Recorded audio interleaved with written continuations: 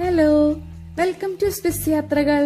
Swiss യാത്രകളുടെ പുതിയൊരു വീഡിയോയിലോട്ട് എല്ലാവർക്കും സ്വാഗതം.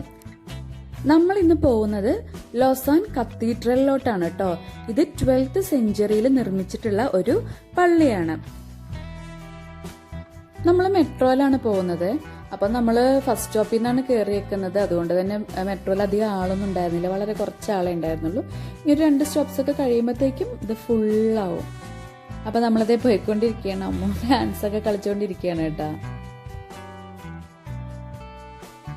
ഇവിടുത്തെ പബ്ലിക് ട്രാൻസ്പോർട്ടേഷൻ അടിപൊളിയാണ്.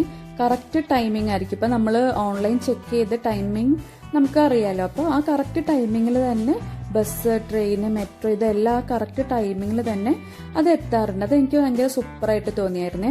പിന്നെ ഇവിടുത്തെ മെട്രോയിലൊക്കെ ആളുകൾ കയറിയാലും നമ്മളൊക്കെ ഒരു ബസ്സിൽ കയറിയാൽ ഓടിച്ചാടി ഇരിക്കാനല്ലേ നോക്കാറ്. പക്ഷെ ഇവിടെ ആൾക്കാർ അങ്ങനെ ഇരിക്കാറില്ല, എല്ലാവർക്കും നിന്നാ മതി.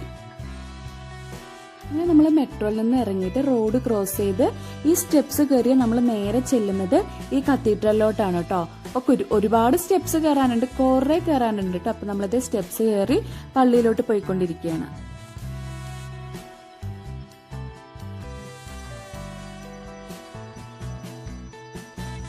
അപ്പൊ നമ്മുടെ വീഡിയോ ഇഷ്ടപ്പെടുകയാണെങ്കിൽ മറക്കാതെ നമ്മുടെ ചാനലൊന്ന് സബ്സ്ക്രൈബ് ചെയ്യണേ. വീഡിയോ മുഴുവനായിട്ടും കാണാൻ വേണ്ടിയിട്ടൊന്ന് ശ്രമിക്കണേ കേട്ടോ. നമ്മളിപ്പോ ഈ കണ്ടുകൊണ്ടിരിക്കുന്നതാണ് സ്വിറ്റ്സർലൻഡിലെ ലൊസാൻ നഗരം കേട്ടോ. നമുക്കിതിന്റെ ദൂരെയായിട്ട് ലേക്കും മലകളൊക്കെ കാണാൻ സാധിക്കും. അപ്പൊ കുറച്ചൊരു മോഡൽ ഉള്ളതുകൊണ്ട് അത്ര ക്ലിയർ അല്ല. ഈ ബിൽഡിങ്ങുകളുടെ ഒക്കെ ബാക്കിലായിട്ടാണ് ലേക്ക് ഉണ്ട്. അതുപോലെ നമുക്ക് അവിടെ മലയും കാണാൻ സാധിക്കും കേട്ടോ. അപ്പൊ ഈ പള്ളിയുടെ കോമ്പൗണ്ടിൽ നിന്നാൽ, ഈ പള്ളി ഇത്രയും ഹൈറ്റിലുള്ളത് കൊണ്ട് തന്നെ ഇതിന്റെ ഈ കോമ്പൗണ്ടിൽ നിന്ന് നോക്കുകയാണെങ്കിൽ നമുക്ക് ഈ ലൊസാൻ നഗരം ഫുള്ളായിട്ട് കാണാൻ സാധിക്കുന്നുണ്ടേ. അപ്പൊ നമ്മളിപ്പോ ഈ കണ്ടുകൊണ്ടിരിക്കുന്നത് ഓൾഡ് ടൗൺ ആണ്. ലൊസാനിലെ ഓൾഡ് ടൗണിലാണ് ഈ ലൊസാൻ കത്തീഡ്രൽ സ്ഥിതി ചെയ്യുന്നത്. ബിൽഡിങ്ങുകളൊക്കെ ശ്രദ്ധിച്ച് നമുക്ക് കാണാൻ പറ്റുമല്ലോ, ഇതെല്ലാം സെയിം പാറ്റേണിലാണ് ഉള്ളത്. അപ്പൊ ഈ നഗരത്തിന്റെ ഭംഗി കാത്തു സൂക്ഷിക്കാൻ വേണ്ടിയിട്ടാണ് എല്ലാ ബിൽഡിങ്ങുകളും ഇങ്ങനെ സെയിം പാറ്റേണിൽ ഇവര് പണിയുന്നത്. അതിനു വേണ്ടിയിട്ടുള്ള പ്രത്യേക മാർഗനിർദ്ദേശങ്ങൾ മുനിസിപ്പാലിറ്റിയും കൊടുക്കാറുണ്ട്. നമ്മളിപ്പോ പള്ളിയുടെ ഉള്ളിലോട്ട് കയറിയിട്ടുണ്ട്. ഒരുപാട് ആളുകളെ ഉൾക്കൊള്ളാൻ കപ്പാസിറ്റി ഉള്ള ഒരു വലിയ പള്ളിയാണ് കേട്ടോ ഇത്.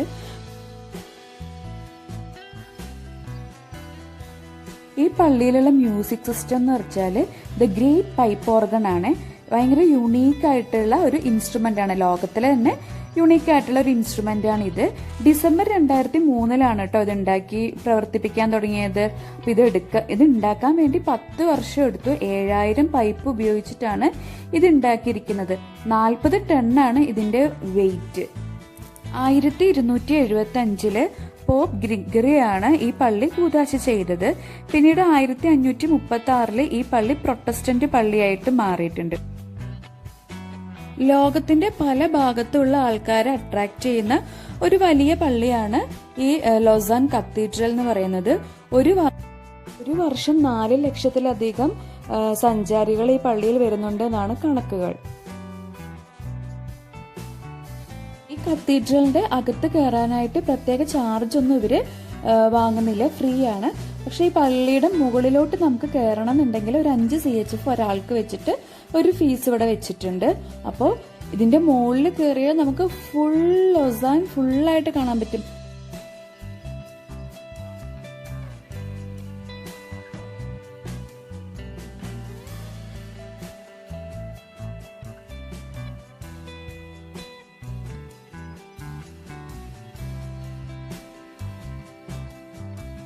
സെഞ്ചുറിയിലാണ് ഈ പള്ളി പണിതത് എന്ന് ഞാൻ ഓൾറെഡി പറഞ്ഞല്ലോ. അപ്പൊ ഈ കാലഘട്ടത്ത് ഈ പള്ളി എങ്ങനെ പണിതു എന്നുള്ളത് നമ്മളെ ശരിക്കും അത്ഭുതപ്പെടുത്തും കേട്ടോ. കാരണം ഇത്രയും പെർഫെക്റ്റ് ആയിട്ട് ഇപ്പോഴത്തെ പുതിയ സാങ്കേതിക വിദ്യകളൊന്നും ഇല്ലാതിരുന്ന ആ കാലഘട്ടത്തില് ഇത്രയും പെർഫെക്റ്റ് ആയിട്ട് എങ്ങനെ ഈ പള്ളി പണിതു എന്നുള്ളത് ശരിക്കും നമ്മളെ അത്ഭുതപ്പെടുത്തുന്ന ഒരു കാര്യം തന്നെയാണ്.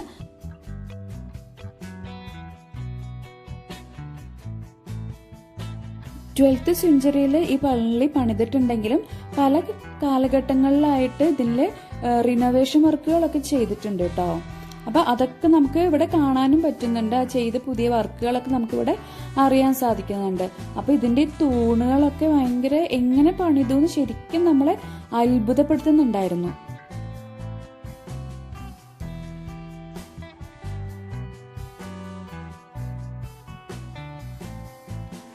സ്റ്റെപ്സുകൾ ശ്രദ്ധിച്ചാൽ നമുക്കറിയാം, ഇങ്ങനെ കുത്തനെയുള്ള സ്റ്റെപ്സ് അല്ല, ഇങ്ങനെ ചുറ്റി ചുറ്റിയാണ് ഈ സ്റ്റെപ്സുകൾ പോകുന്നത്. അങ്ങനെ ഓരോ റൗണ്ട് കഴിയുമ്പോൾ നമ്മൾ പ്രതീക്ഷിച്ചിട്ടോ ഇപ്പൊ എത്തുന്നു, പക്ഷെ ഒരു രക്ഷയുണ്ടായില്ല, എത്തില്ല. അങ്ങനെ ഈ ഡോറ് കണ്ടപ്പോൾ നമ്മൾ ഹാപ്പി ആയിട്ടോ എത്തിയെന്ന് വിചാരിച്ചിട്ട്. പക്ഷെ അവിടെയും നമ്മൾ പറ്റിക്കപ്പെട്ടു. എന്നിട്ട് നമ്മൾ എത്തിയിട്ടുണ്ടായില്ല, പിന്നെയും സ്റ്റെപ്സ് കയറാനുണ്ടായിരുന്നു. അങ്ങനെ പിന്നെയും കുറെ സ്റ്റെപ്പുകൾ കയറി കഴിഞ്ഞപ്പോൾ നമ്മൾ ഫസ്റ്റ് ലെവലിൽ എത്തിയിട്ടുണ്ട്. പക്ഷെ അവിടെ നല്ല വ്യൂ ഒരു രക്ഷയുണ്ടായിരുന്നില്ല കേട്ടോ.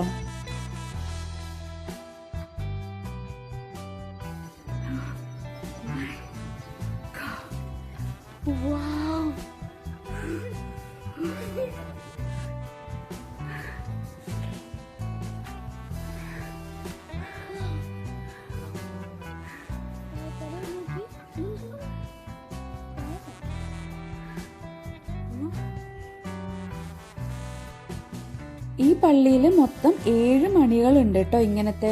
ഇപ്പൊ നമ്മൾ നിൽക്കുന്ന ഈ ഫ്ലോറിൽ വലിയ 2 മണികള്, ബാക്കി 5 ഇതിന്റെ മുകളിലുള്ള നിലയിലായിട്ടുണ്ട്. അപ്പോൾ ഈ നിലയിലുള്ള പള്ളി മണിയുടെ ലെങ്ത് എന്ന് വെച്ചാൽ ഒരെണ്ണം 208 സെന്റിമീറ്റർ, പിന്നെ ഒരെണ്ണം 174 സെന്റിമീറ്റർ. അപ്പൊ നമ്മൾ ആലോചിക്കായിരുന്നു, ഈ മണി അടിക്കുമ്പോൾ നമ്മളെങ്ങ് അടുത്ത് നിൽക്കുകയാണെങ്കിൽ നമ്മൾ തെറിച്ച് താഴോട്ട് വീഴും അല്ലേ. പക്ഷെ ഈ മണി ഡയറക്റ്റ് അടിക്കല്ല കേട്ടോ ചെയ്യുന്നത്.